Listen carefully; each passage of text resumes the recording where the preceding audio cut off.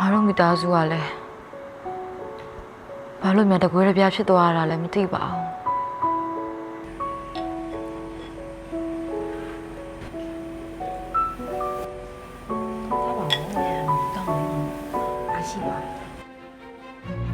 妈呀！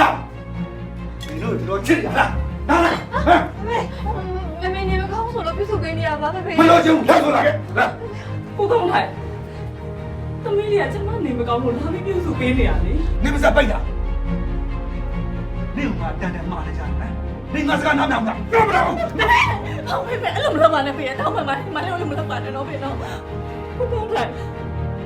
သမီးကအမေကိုလာပြီးပြုစုပေးတာသမီးလေးကဘာပြစ်ရှိလို့လဲ အဲ့ဒါနေလုံးမဟုတ်နေလုံးကမှငါသမီးနဲ့ဝင်းနေဖို့ပဲ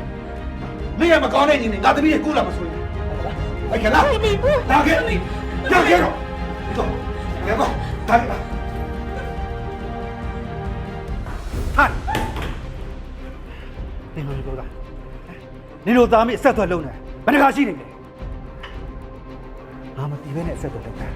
ဘယ်ချိန်လေးရလဲပြောစမ်း အမေနဲ့ဆက်သွယ်တာအပြစ်လားဖေအဖေတို့ချင်းအစီမပြေကြတယ်သမီးတို့ကမတွေ့ရတော့ဘူးလားဖေသူ့ကိုမွေးထားတဲ့မိခင်တရားကိုတွေ့ခွင့်ရှိပါသေးတယ် ဟောတိတ်ဆန်းနေမစားမပြောနဲ့တော့ အဖေအဲ့လိုမလုပ်ပါနဲ့ဖေပြောချင်ကောင်းကောင်းပြောပါအဖေရဲ့ ငါကောင်းကောင်းပြောမယ်နင်တို့တွေကိုဒီအသက်အရွယ်ထိရောက်အောင်ပြုစုပြုတ်ထောင်ခဲ့တာနင်တို့ရဲ့အမေလားငါလားငါစတဲ့နာတွေမစော်ကားနဲ့တော့ အဖေစေတနာတွေမစော်ကားရပါဘူးဖေရဲ့ကိုယ်မွေးထားတဲ့အမေတရားကိုတော့သမီးတရားဝင်နေတယ်အများကြီးမဟုတ်ရင်တော့ပါနည်းနည်းပြည့်တော့တွေ့ခွင့်ရှိပါတယ်ဖေရဲ့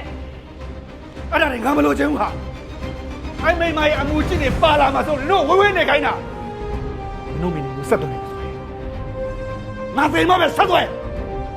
အဲ့ကြတဲ့ထက်ဆွတ်တော့မယ်နင်ကသိကမ်းပြပဲဟာ